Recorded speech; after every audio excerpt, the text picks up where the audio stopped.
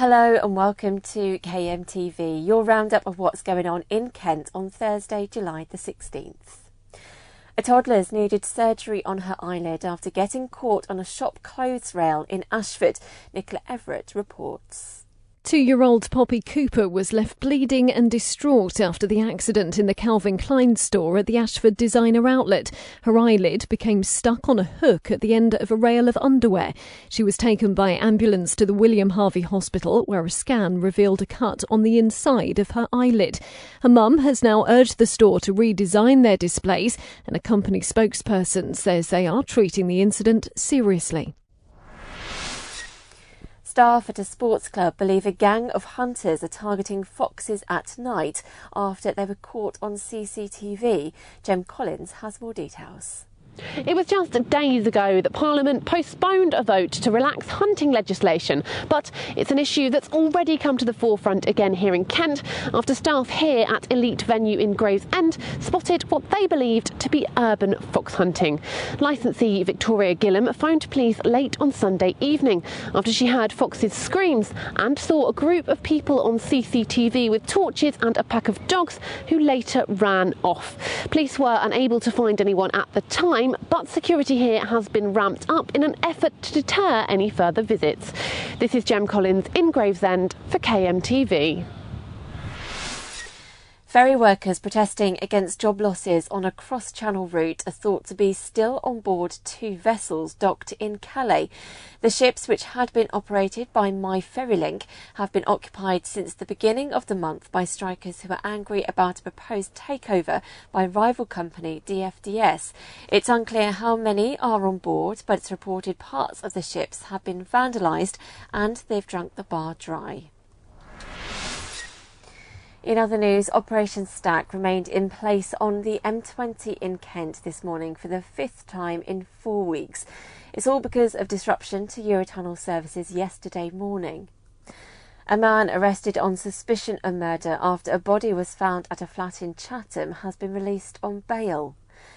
And it's been revealed more than £250,000 of dart charge fines have been paid when the drivers involved only needed to pay the crossing charge.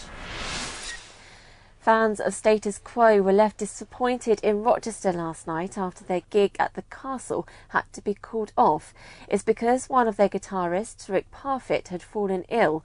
The council say all tickets for the event can be exchanged for next year's show from Monday. I was so excited about coming down to see her. Get here and find out I'm really gutted. It seems a bit at the end of the day, it's a bit late to tell somebody a show's cancelled like that. Got our wristbands, all sitting there, everything's going fine. And then sitting there and all of a sudden the announcement comes out at 5:15. It ain't happening. Not happy. Get a day off work. Everything, you know what I mean? And then you just get thrown out of the mark anyway. And finally, Paul Hollywood's been at the Kent race circuit where Jenson Button and Lewis Hamilton started their careers to help unveil a new fleet of karts. Graham Stothard reports. Jenson Button, Lewis Hamilton and David Coulthard, 3 motorsport legends who have all barrelled round the track at Buckmore Park.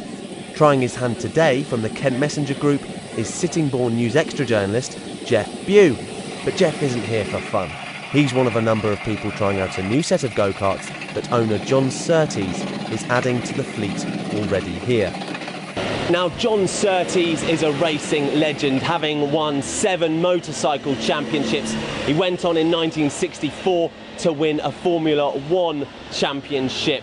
But today is about unveiling this new noisy fleet of 2016 go-karts with 390cc engines.